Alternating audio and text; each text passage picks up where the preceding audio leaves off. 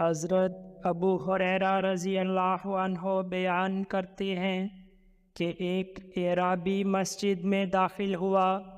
نبی کریم صلی اللہ علیہ وسلم بیٹھے ہوئے تھے۔ اس نے نماز پڑھی۔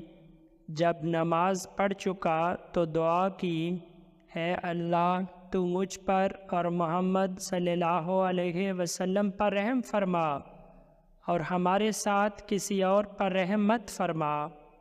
نبی اکرم صلی اللہ علیہ وسلم نے اس کی طرف متوجہ ہو کر فرمایا، تم نے ایک کشادہ چیز کو تنگ کر دیا۔